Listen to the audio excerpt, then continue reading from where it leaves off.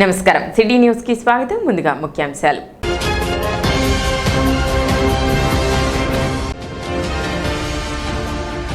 అమరావతికి దీటుగా 40 కోట్ల నిధులతో తెనాలి పురపాలక సంఘ కార్యాలయ నూతన భవన నిర్మాణం.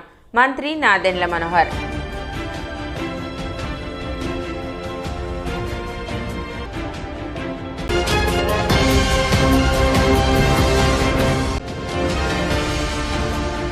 ఈ నెల 20వ తేదీలోగా అన్నదాత సుఖీభవ పథకానికి సంబంధించి రైతులు వారి యొక్క వివరాల వెరిఫికేషన్ పూర్తి చేయించుకోవాలి. మండల వ్యవసాయ అధికారి ప్రేమ్ సాగర్ విజ్ఞప్తి.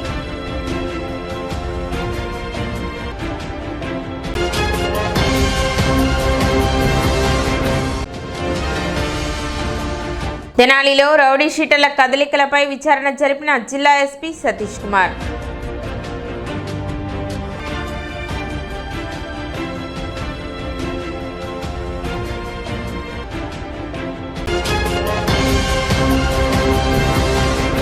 తెనాలిలో జిల్లా రూరల్ ఎస్పీ సతీష్ కుమార్ శనివారం పర్యటించారు. పట్టణ పరిధిలోని పాండురంగపేట, ఎడ్లలింగయ్య కాలనీ, ఐతానగర్లోని రౌడీ షీటర్ల ఇంటికి నేరుగా వెళ్లి విచారణ చేపట్టారు.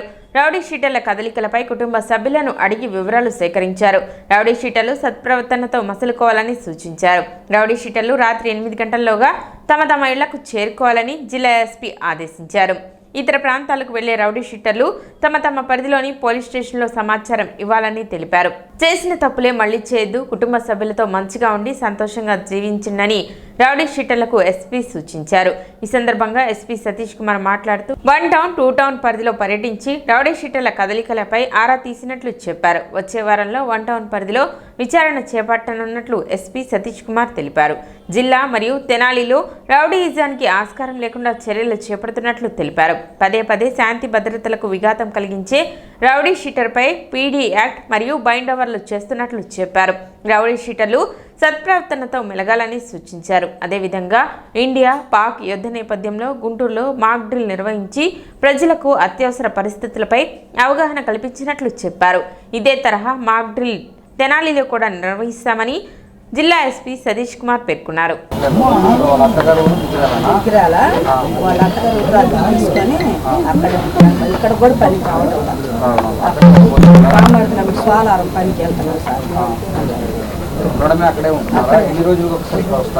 రావట్లేదు సార్, ఏదన్నా మన ఫంక్షన్ ఏదన్నా అయితే వచ్చి వెళ్ళిపోవాలి, అంతగానే ఉంటుంది.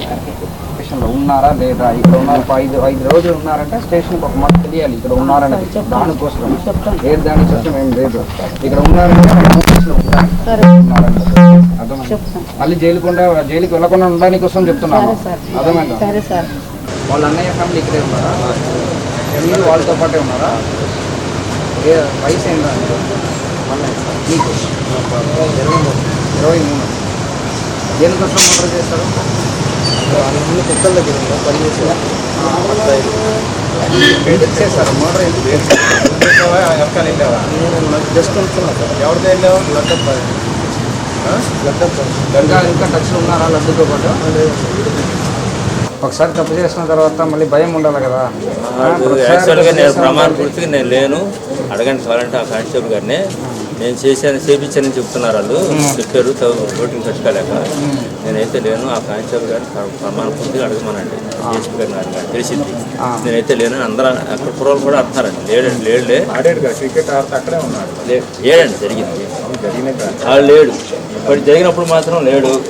ఏడున్నాను ఉంటే ఎక్కడ ఉన్నా పట్టుకుంటాం. వస్తే చెప్పుకుని ఆధార్ పెడతాను, వెళ్ళిపోవాలి. అర్థమైందా? దొంగవాడికి ప్లేస్ లేదు.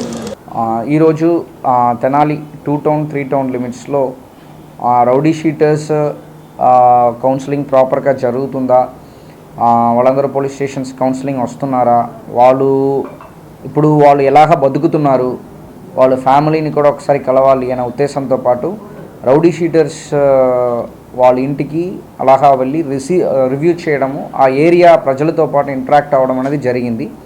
ఇందులో ఈరోజు చూసామంటే 3 టౌన్లో పాండురంగపేట, ఎడ్లలింగయ్య కాలనీ, తర్వాత ఈ గంగనంపేట, దెన్ 2 టౌన్లో కూడా మన ఐతానగర్, సో ఇదన్నీ కూడా కొన్ని విజిట్ చేయడం జరిగింది. మళ్ళీ 1 టౌన్ కూడా ఇంకా నెక్స్ట్ వీక్లో మళ్ళీ 1 టౌన్ కూడా చేయాలి.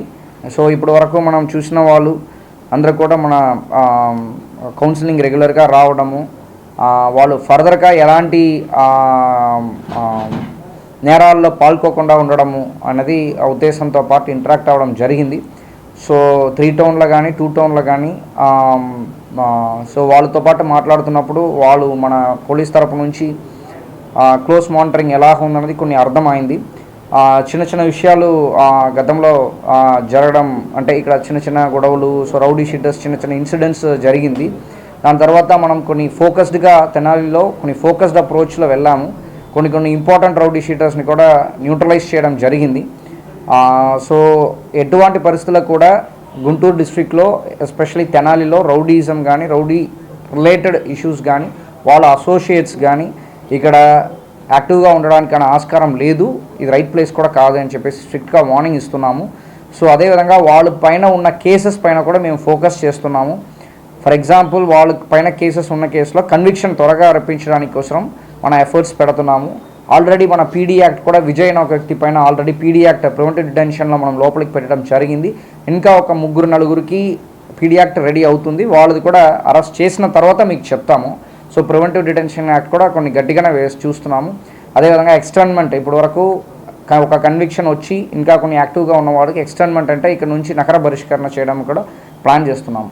ఆల్రెడీ అందరినీ కూడా బైండ్ ఓవర్ 5 లక్షలకి మన ఎగ్జిక్యూటివ్ మెజిస్ట్రేట్ ముందు మన బైండ్ ఓవర్ కూడా చేయడం జరిగింది. ఫర్దర్గా వాళ్ళు నేరాలు పాల్గొన్నారంటే ఎయిదర్ వాళ్ళు అమౌంట్నా కట్టాలి 5 లక్షలు, లేకపోతే వాళ్ళు జైలుకి వెళ్తారు. ఆల్రెడీ తెనాలి 1 టౌన్లో రమేష్ అని చెప్పి ఒక వ్యక్తిని మనం 1 మంత్ జైలు శిక్ష కూడా పడడం జరిగింది, బైండ్ ఓవర్ క్రాస్ చేశారని చెప్పేసి.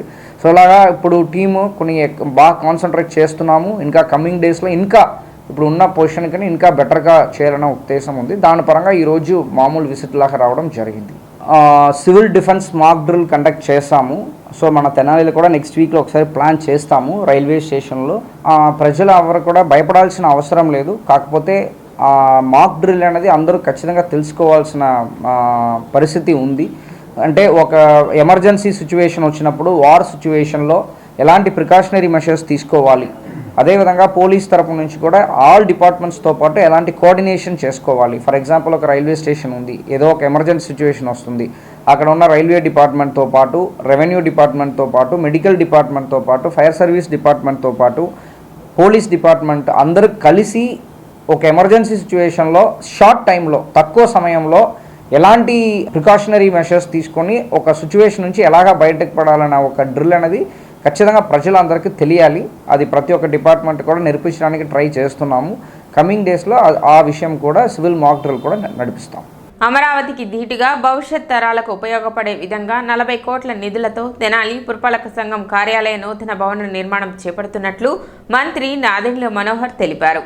శిథిలావస్థకు చేరిన తెనాలి పురపాలక సంఘ కార్యాలయం తాత్కాలిక తరలింపు పునర్నిర్మాణంపై అధికారులతో మున్సిపల్ చైర్పర్సన్ చాంబర్ నందు మంత్రి నాదెండ్ల మనోహర్ సమావేశం నిర్వహించారు.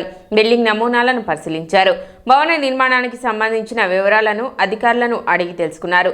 భవన నిర్మాణానికి సంబంధించి పలు సూచనలు అధికారులకు అందించారు. ఈ సందర్భంగా మంత్రి నాదెండ్ల మనోహర్ మాట్లాడుతూ గతంలో నిర్మించిన నచ్చిన మహాత్మా గాంధీ కూరగాయల మార్కెట్ తరహా రానున్న 50 సంవత్సరాల పాటు చిరస్థాయిగా నిలబడే విధంగా మున్సిపల్ కార్యాలయం నూతన భవన నిర్మాణం చేపట్టనున్నట్లు తెలిపారు. కార్యాలయంతో పాటు షాపింగ్ కాంప్లెక్స్ మరియు ఆహ్లాదకరమైన వాతావరణాన్ని ప్రజలకు అందించే విధంగా ఈ నిర్మాణం చేపట్టనున్నట్లు చెప్పారు. 40 కోట్లు ఖర్చు అయ్యే ఈ భవన నిర్మాణాన్ని పీపీఈ తరహాలో నిర్మించినట్లు ఆయన తెలిపారు. ఈ నిర్మాణం పూర్తయ్యే వరకు పురపాలక సంఘ కార్యాలయాన్ని మహాత్మా గాంధీ కూరగాయల మార్కెట్ కాంప్లెక్స్లోకి తాత్కాలికంగా తరలిస్తున్నట్లు చెప్పారు. జూన్ నాటికి ఈ ప్రక్రియ పూర్తి చేయనున్నట్లు మంత్రి నాదెండ్ల మనోహర్ తెలిపారు. అమరావతికి ధీటుగా అందరూ మెచ్చే విధంగా కార్యాలయ నిర్మాణం ఉంటుందని మంత్రి నాదెండ్ల మనోహర్ తెలిపారు. సమావేశంలో ప్రభుత్వ ఆర్కిటెక్ట్ బృంద ప్రతినిధి Naveen, municipal chairperson Tadipina Radhika, commissioner Bandi Seshana, పలువురు అధికారులు పాల్గొన్నారు. తెనాలి పురపాలక సంఘం 100 సంవత్సరాల చరిత్ర కలిగిన ప్రాంతం. ఎంతోమంది మహానుభావులు ఈ ప్రాంతానికి సేవలు అందించారు. అందులో ప్రధానంగా తెనాలి మున్సిపల్ ఆఫీస్ 1960లో పూర్తి చేసుకుని ఆ రోజు నుంచి కూడా కార్యక్రమాలన్నీ కూడా మున్సిపల్ సిబ్బంది, కమిషనర్లు, చైర్పర్సన్లు, కౌన్సిలర్లు, ప్రతిసారి కౌన్సిల్లో అనేక సందర్భాల్లో గందరగోళాలు, ఇవన్నీ కూడా ఒక చరిత్ర. అయితే ఈ ప్రాంతం కోసం మనం ఒక మంచి ప్రణాళికతోటి ఒక 30 సంవత్సరాలు 50 సంవత్సరాల వరకు ప్రజలు కోరుకునే విధంగా అభివృద్ధి జరగడానికి కోసం ఒక అద్భుతమైన కొత్త డిజైన్ చేసుకుంటూ ఎప్పటి నుంచో అందరూ కోరుకున్నట్టు తెనాలి మున్సిపల్ కార్యాలయం నూతన భవనం నిర్మాణం కోసం ఈరోజు రాష్ట్ర ప్రభుత్వానికి ఆర్కిటెక్ట్ ఉన్న మా నవీన్ గారిని ఆహ్వానించి ఆయన గతంలో ఇచ్చిన డిజైన్స్ 3-4 నెలల నుంచి జరుగుతున్న ఈ చర్చలు చైర్పర్సన్ గారు కమిషనర్ గారు ఆధ్వర్యంలో ఈ కార్యక్రమాన్ని ఇంకా ముందు తీసుకెళ్ళడానికి ఒక నిర్ణయానికి వచ్చాం.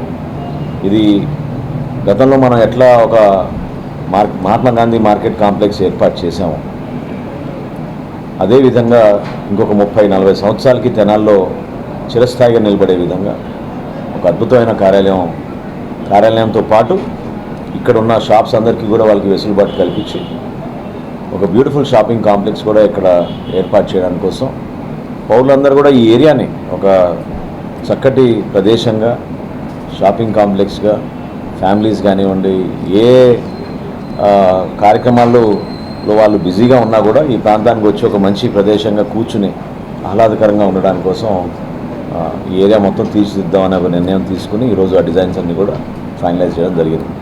సుమారు 40 కోట్లు ఖర్చు అయ్యే ఈ కార్యక్రమానికి ప్రభుత్వం వారు అనుమతించిన విధంగా పీపీపీ విధానంలో అంటే పబ్లిక్ ప్రైవేట్ పార్ట్నర్షిప్ విధానంలో ఒక డెవలపర్ని ఐడెంటిఫై చేసి త్వరలోనే దానికి సంబంధించిన ఆర్ఎఫ్పీలు అంటారు, అదేవిధంగా ఎక్స్ప్రెషన్ ఆఫ్ ఇంట్రెస్ట్ ఎవరైతే పాల్గొనదలుచుకున్నారో వాళ్ళని ఆహ్వానించడం, ఈ ఆర్ఎఫ్పీ టెండర్ డాక్యుమెంట్స్ ఇవన్నీ కూడా తయారు చేయడానికి ఇంకొక 3 నెలలు పడుతుంది. ప్రభుత్వం నుంచి ఇటువంటి కార్యక్రమాలకి ప్రోత్సహిస్తామని మంత్రి నారాయణ గారు అనేక సందర్భాల్లో నాకు చెప్పడం జరిగింది. అదేవిధంగా ఒక మంచి ఆర్కిటెక్ట్ ఉండడం వల్ల చాలా ఫ్యూచరిస్టిక్గా అంటే భావితరాలకు ఉపయోగపడే విధంగా మనం ఒక అధునాతనమైన భవన నిర్మాణం కోసం అందరం కలిసికట్టుగా మన తెనాలి ప్రజలు గర్వపడే విధంగా భవిష్యత్తులో ఈ కార్యక్రమాలు ఇక్కడ మనం చేపట్టే ప్రతిదీ కూడా ఈ వర్తమాన జీవితానికి ఉపయోగపడే విధంగా ఈ కార్యక్రమాన్ని ముందు తీసుకెళ్ళాలని అందరూ కూడా నిర్ణయించుకున్నాం. ప్రతి ఒక్కరిని సహకరించమని కోరుతున్నాను.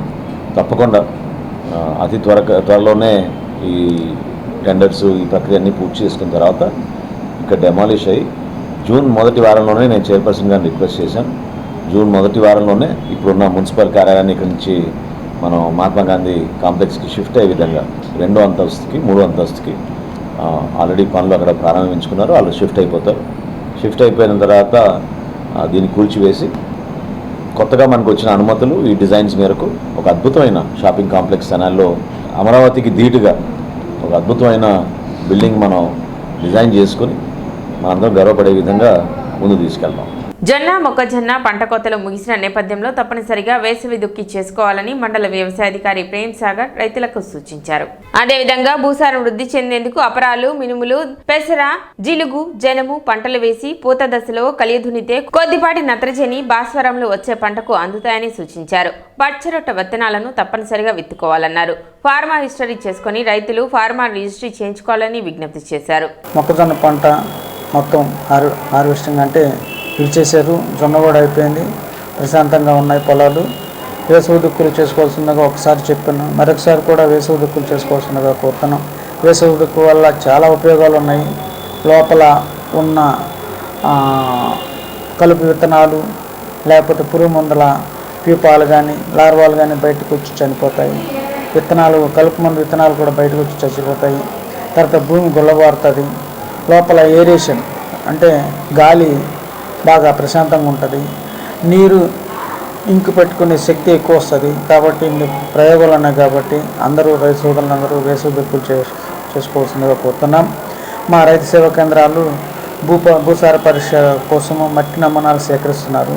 మీకేమైనా డౌట్ వస్తే అనగా ఏదైనా చౌడు, కారు చౌడు కానీ ఉప్పు కానీ మీకు తటస్థిస్తే మా రైతు సేవా కేంద్రాల సిబ్బందిని ద్వారా మీరు మట్టి నమూనాలను ఇవ్వవలసిందిగా రైతు సోదరులను కోరుకుంటున్నాం.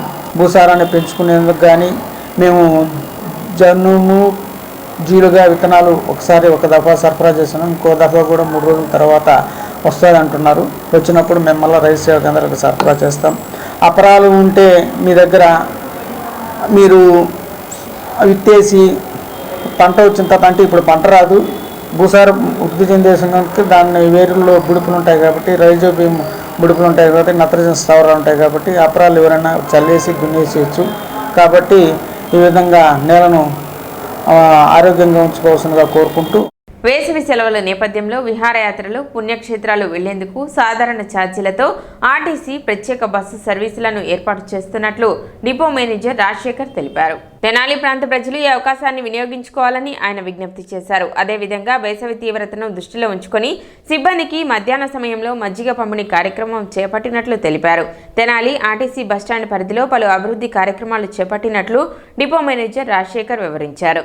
ఈ ఎండాకాలంలో మనం ఏపీఎస్ఆర్టీసీ తెనాలి డిపో నుంచి వివిధ ప్రాంతాలకు ఏసీ బస్సులు, అదేవిధంగా మ్యారేజ్ ట్రయల్ బస్సులు మరియు ఎవరైనా పుణ్యక్షేత్రాలు వెళ్ళాలన్నా మనం బస్సులు ఇవ్వటం జరుగుతుంది. అదేవిధంగా ఈ మధ్యకాలంలో ఎండల తీవ్రత వలన మన స్టాఫ్కి మరియు ప్రయాణికులకి 12-1 గంట వరకు తెనాలి డిపో ప్రాంగణంలో మజ్జిగ ఇచ్చే కార్యక్రమాన్ని కొంత ఇబ్బంది లేకుండా కలిగించే కార్యక్రమాన్ని కూడా చేయడం జరుగుతుంది. అదేవిధంగా చిన్నపిల్లలకి అందరికీ స్కూళ్ళకి సెలవులు ఇచ్చారు కాబట్టి ఎవరైనా తల్లిదండ్రులు కానీ, ఫ్రెండ్స్ కానీ మరియు ఇతర ఒక గ్రూప్ ఆఫ్ పీపుల్ వచ్చినా మీకు ఊటీ కానీ, లేదంటే అరకు కానీ, లేదంటే ఎక్కడైతే మీరు ఏదైతే కోరుకుంటారో అక్కడ ప్లేసులకి ఆర్టీసీ మామూలు సాధారణ ఛార్జీలకే మీకు బస్సు ఇవ్వడానికి ఏపీఎస్ఆర్టీసీ తెనాలి డిపో సిద్ధంగా ఉంది. అదేవిధంగా ఈ మధ్య కాలంలో తెనాలి డిపోలో మనకి కొత్తగా 20 బస్సులు రావడం జరిగింది. గౌరవ మంత్రివర్యులు గారి సహకారంతో మన బస్ స్టేషన్లో కూడా సీసీ రోడ్లు వేయటం జరుగుతుంది. చుట్టూ సీసీ రోడ్లు కానీ, లెవలింగ్ కానీ, అదేవిధంగా డెవలప్మెంట్ యాక్టివిటీస్లో ఇంకా తెనాలి డిపో ముందుకెళ్తూ ఉంది. అదేవిధంగా ఆక్యుపెన్సీ రేషియోలో కూడా నెల్లూరు జోన్లోనే ఒక గుర్తింపు పొందిన డిపోగా తెనాలి డిపో ఉంది. కాబట్టి ఈ అవకాశాన్ని ఇప్పుడు రాబోయే రోజుల్లో కూడా ఏదైనా మ్యారేజ్లు కానీ, ఏదైనా విహారయాత్రలు కానీ, లేదంటే ఎక్కడైనా వెళ్ళాలన్నా ఏపీఎస్ఆర్టీసీ తెనాలి డిపోని ఎంచుకోండి.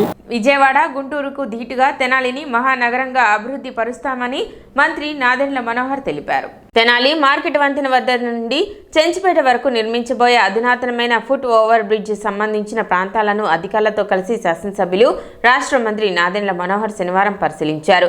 ఈ సందర్భంగా మంత్రి మనోహర్ మాట్లాడుతూ కాలినడకన వెళ్లేవారికి మరియు ట్రాఫిక్ సమస్యను తగ్గించేందుకు 2013లోనే ఫుట్ ఓవర్ బ్రిడ్జ్ నిర్మాణానికి ప్రణాళికలు సిద్ధం చేసినట్లు చెప్పారు. ఫుట్ ఓవర్ బ్రిడ్జ్ నిర్మాణం ద్వారా కాలినడకన చెంచుపేట నుండి మార్కెట్ వైపుకు వచ్చే ప్రజలకు ఇబ్బంది లేకుండా ఉంటుందని చెప్పారు. అధునాతనమైన డిజైన్తో నిర్మించి తలపెట్టినట్లు మంత్రి నాదెండ్ల మనోహర్ తెలిపారు. 10 కోట్ల రూపాయలతో ఫుట్ ఓవర్ బ్రిడ్జ్ మరియు క్రీడా మైదానాలను నిర్మిస్తున్నట్లు తెలిపారు. తెనాలి పట్టణాన్ని విజయవాడ, గుంటూరుకు ధీటుగా ఒక మహానగరంగా అభివృద్ధి చేయనున్నట్లు చెప్పారు.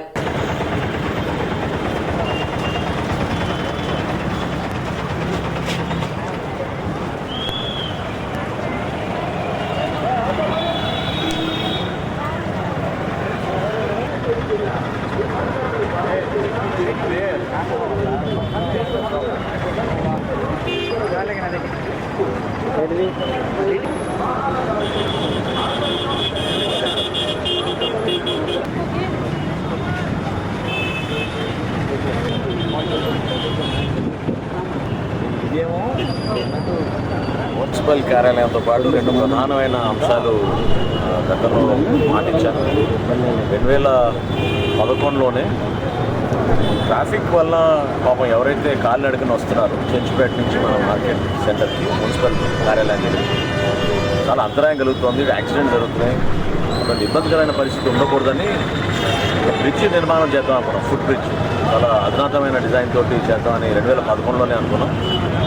కానీ ఆ కాలంలో పూర్తి చేసుకోలేక ఆ టైంలో ఈసారి మళ్ళీ దానికి ఆర్కిటెక్ట్ గారికి, నవీన్ గారికి నేను రిక్వెస్ట్ చేసి కొత్త డిజైన్స్ తీసుకొచ్చి దాన్ని పూర్తి చేసే విధంగా, ఎందుకంటే నిధులు ఉన్నాయి.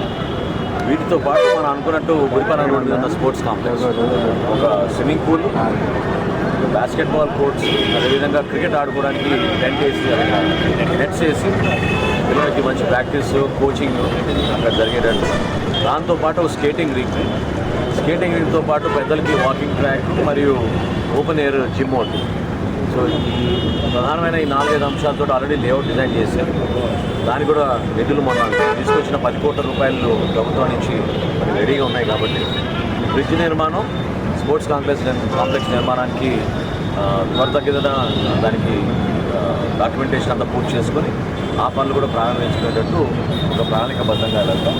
తప్పకుండా నేను గతంలో ఎప్పుడు కూడా నేను ఊహించింది అది విజయవాడకి గుంటూరుకి ధీటుగా తెనాలి పట్టణం ఉండాలి, మహానగరంగా మనం మార్చబోతున్నాం.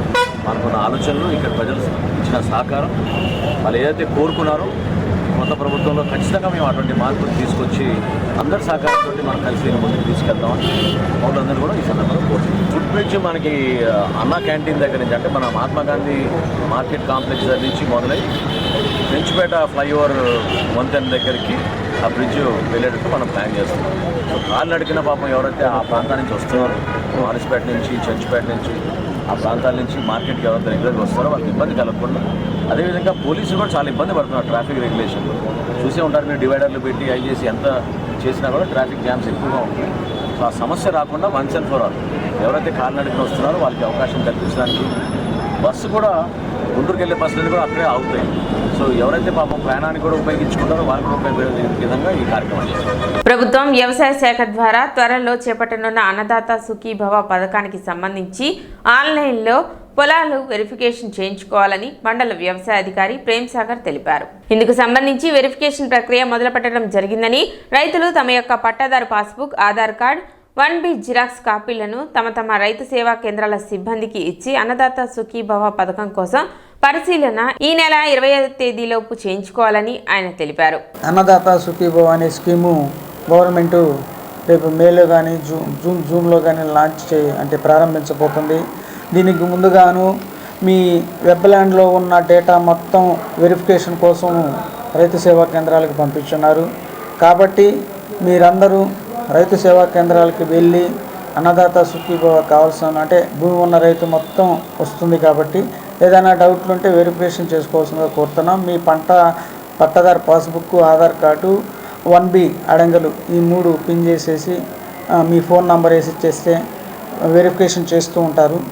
అంటే కొన్ని డెత్ కేసులు ఉంటాయి, కొన్ని ఈకేవైసీ చేయని ఉంటారు, కొందరు విదేశాల్లో ఉంటారు, కొందరు హైదరాబాద్లో ఉంటారు, వేరే స్టేట్లో ఉంటారు. అటువంటి వాటికి రావు.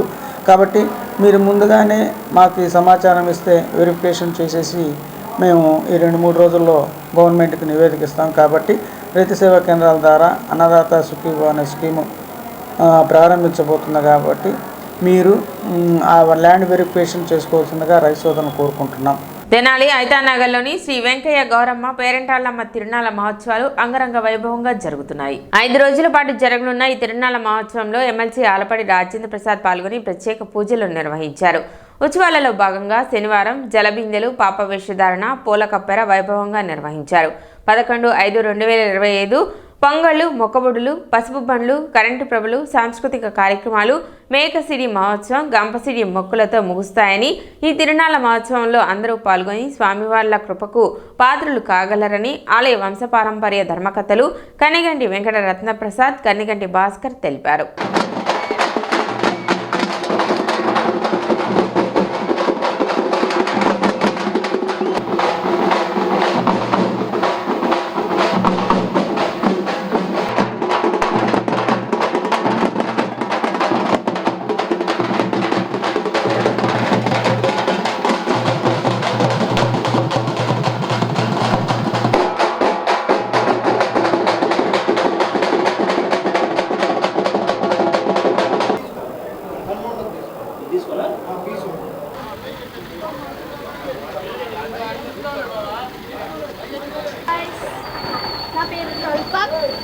I'm studying.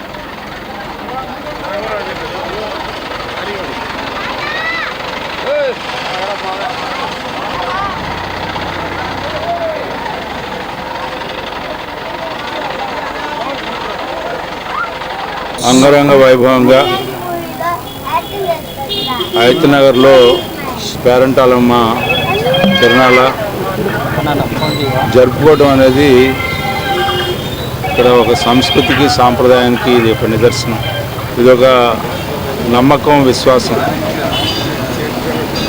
దాదాపు ఈ ప్రాంతంలో ఉన్న ప్రజలే కాకుండా ఈ చుట్టుపక్కల ఉన్న ప్రాంత ప్రజలందరూ కూడా ఈ 4 రోజులు ఈ తిరణాలు ఉన్నన్ని రోజులు వాళ్ళు ప్రభలు కట్టుకొని వాళ్ళు ఇక్కడ పొంగళ్ళు చేసుకొని పేరంటాలమ్మ తల్లికి పెట్టుకోవటం అనేది ఆనవాయితీగా వస్తున్నటువంటి ఒక ఆచారం. వారు మరి ఇంత పెద్ద ఎత్తున పట్టణంలో ఉన్న కూడా గ్రామీణ ప్రాంత సంస్కృతి సాంప్రదాయాన్ని కొనసాగిస్తూ అందరూ కూడా ఆనందంగా ఇది ప్రతి ఇంట్లో పండగ, ప్రతి వారి పండగగా చేసుకునే పండగ ఈ పేరంటమ్మ పండగని గుర్తు చేసుకుంటూ ఇందులో బాధ్యతగా నిర్వాహకులందరూ కూడా అందరికీ ఆతిథ్యం ఇస్తూ అందరూ కూడా వారి యొక్క కోరికలను తీర్చుకునే అమ్మలాగా ఈ పేరంటమ్మ తల్లి మనకి తెలిసిన తల్లిగా ఈరోజు అలాంటి కార్యక్రమాన్ని నన్ను ఆహ్వానించి మరి ఈ రోజున వీళ్ళందరి యొక్క ఆశీస్సులతో ఈ మధ్య మరి ఎమ్మెల్సీగా కూడా గెలవటం జరిగింది. ఈ తల్లి దీవెనలు మా అందరికీ ఉండాలని, మా అందరి జీవితాల్లో చక్కటి ఆనందాన్ని వెలుగుని ఎవరికి ఏ కష్టం నష్టం రాకుండా చూడాలని ఆ తల్లిని కోరుకుంటూ వేమూరు మండలంలోని జంపని గ్రామంలో వేంచేసి ఉన్న శ్రీ వీరాంజనేయ స్వామివారి దేవస్థానంలో ఏకాదశి దీక్షతో సోమవారం నుండి వార్షిక హనుమత్ జయంతి ఉత్సవ కైంకర్యాదులు ప్రారంభం కానున్నట్లు అర్చకులు శ్రీనివాసమూర్తి తెలిపారు. ప్రతిరోజు తెల్లవారుజామున సుప్రభాత సేవ అనంతరం శ్వేతార్క ప్రతిమకు సింధూరార్చన, చందనార్క ప్రతిమకు చందనాభిషేకం, అభిషేక ప్రతిమకు పంచామృత అభిషేకం నిర్వహిస్తామన్నారు. సాయంత్రం మూల విరాట్ స్వరూపానికి విశేషాలంకరణ, పవిత్ర పత్ర పుష్పాలతో అష్టోత్తర సహస్రనామార్చన, శ్రీ వీరాంజనేయ కోలాట భజన సమాజం వారి కోలాట భజన ఆలయ ప్రాంగణంలో పల్లకి ఉత్సవం జరుగుతాయన్నారు. 21వ తేదీ ఉదయం పవిత్రమైన 27 ద్రవ్యాలతో స్వామివారికి విశేషంగా అభిషేకం జరుగుతుంది. 22వ తేదీ హనుమత్ జయంతి పర్వదినాన ఉదయం 7 గంటలకు ఆలయ ప్రాంగణంలో నిర్మితమైన శ్రీ సీతారామాంజనేయ కళ్యాణ మండపం మొదటి అంతస్తు ప్రారంభోత్సవం, సువత్సల సహిత ఆంజనేయ స్వామి వారి శాంతి కళ్యాణం, సత్యనారాయణ స్వామి వ్రతం, స్వామికి పుష్పాలంకరణ సేవ, రజిత కమలములచే హాకారాంతర్గత అష్టోత్తర శతనామార్చన, హనుమాన్ చాలీసా పారాయణ చందనోత్సవం, నాగవల్లి పత్ర పూజ నిర్వహిస్తామన్నారు. సాయంత్రం 108 మంది భక్తులచే లక్షనామార్చన యజ్ఞం అనంతరం అన్న సమారాధన జరుగునని 23వ తేదీ సాయంత్రం గ్రామంలో రథోత్సవం నిర్వహించనున్నట్లు తెలిపారు. విశేషంగా జరిగే ఈ వార్షిక హనుమత్ జయంతి ఉత్సవ కైంకర్యాదులలో భక్తులు పాల్గొని స్వామి కృపకు పాత్రలు కావాలని మనవి చేస్తున్నారు. బాపట్ల జిల్లా వేమూరు మండలం జంపని గ్రామంలో వేంచేసి ఉన్న శ్రీ వీరాంజనేయ స్వామి వారి దేవస్థానంలో ఈ నెల 12వ తేదీ నుండి 11 రోజుల దీక్షతో వార్షిక ఉత్సవ కైంకర్యాదులు ప్రారంభం కానున్నాయి.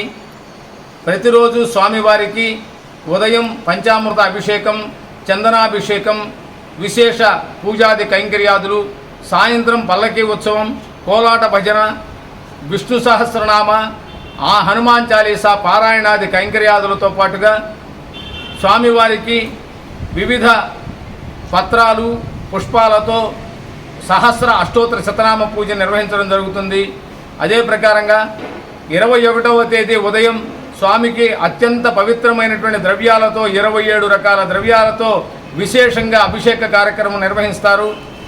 22వ తేదీ హనుమత్ జయంతి పర్వదినం రోజున ఉదయం 7 గంటలకు ఆలయ ప్రాంగణంలో నిర్మితమైన శ్రీ సీతారామాంజనేయ కళ్యాణ మండపం మొదటి అంతస్తు ప్రారంభోత్సవ కార్యక్రమం జరుగుతుంది.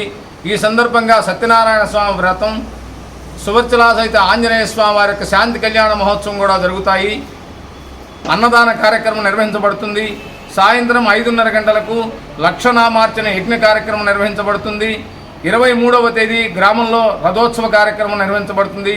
కావున భక్తులందరూ కూడా ఈ దైవిక కైంకర్యాదుల్లో పాల్గొని స్వామివారి యొక్క కృపకు పాత్రలు కావాల్సిందిగా మనవి చేస్తున్నాం. తెనాలి మున్సిపల్ మాజీ చైర్మన్ తెలుగుదేశం పార్టీ నాయకులు పెండెల వెంకట్రావు భార్య పద్మావతి శుక్రవారం అనారోగ్యంతో మృతి చెందారు. మార్సిపేటలోని స్వగృహంలో ఆమె భౌతిక కాయాన్ని మంత్రి నాదెండ్ల మనోహర్ మరియు ఎమ్మెల్సీ ఆలపాటి రాజేంద్ర ప్రసాద్ నివాళులర్పించి కుటుంబ సభ్యులకు సానుభూతి తెలిపారు.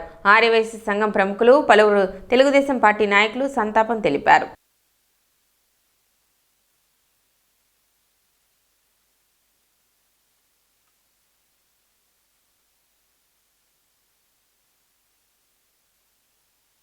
తెనాలి మండలం కటవరం గ్రామంలో సింహం వంటి చిన్నోడే సాంఘిక నాటక ప్రదర్శన జరిగింది. శివనాగేశ్వరరావు దర్శకత్వంలో సమకాలీన రాజకీయాలకు అద్దం పట్టే విధంగా సరికొత్త కథనంతో ప్రదర్శించిన నాటకం ప్రేక్షకులను అలరించింది. సకల ధర్మ స్వరూపుడు నీకు వరులు చెప్పవలసిన దేవుడు బావా. బావా, నీ యావశక్తిని పాటుపడి అర్జునుడి కింద భాగం కల్పించుడే కాక కోరుకొనటంలో కూడా అతనికి అవకాశం ఇచ్చి దానం చేయాలి. మీ అభిప్రాయం ఏమని అడుగుతున్నావు? ఇంతకంటే ఎవరు అభిప్రాయం ఎట్లుండేదిలే.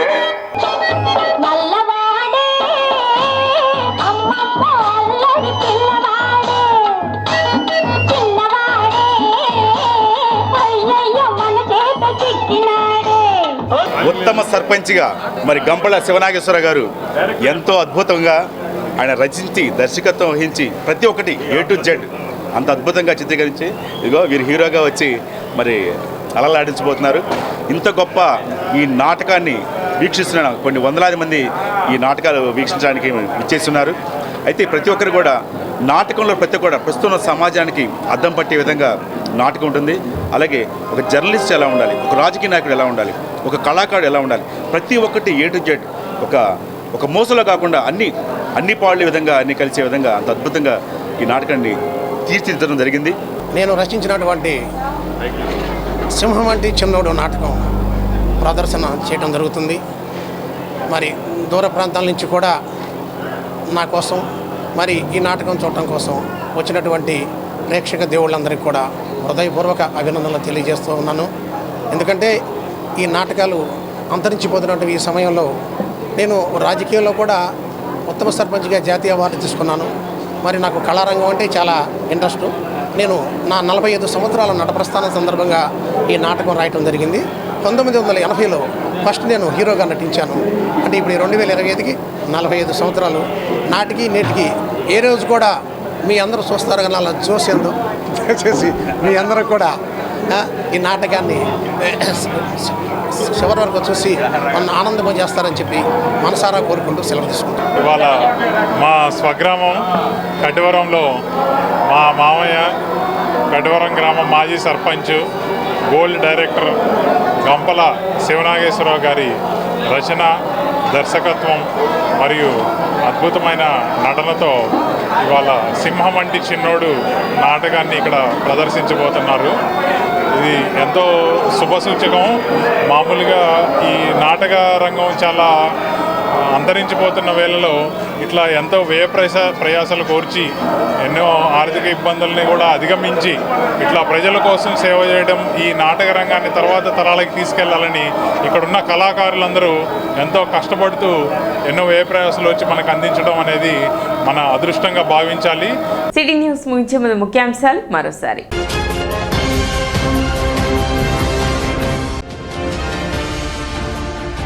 అమరావతికి దీటుగా 40 కోట్ల నిధులతో తెనాలి పురపాలక సంఘ కార్యాలయ నూతన భవన నిర్మాణం. మంత్రి నాదెండ్ల మనోహర్.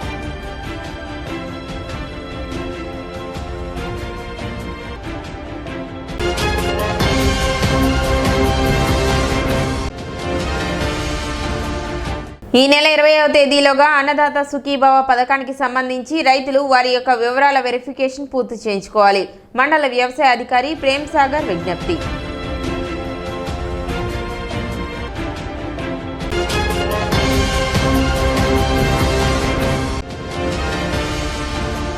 తెనాలిలో రౌడీ షీటర్ల కదలికలపై విచారణ జరిపిన జిల్లా ఎస్పీ సతీష్ కుమార్.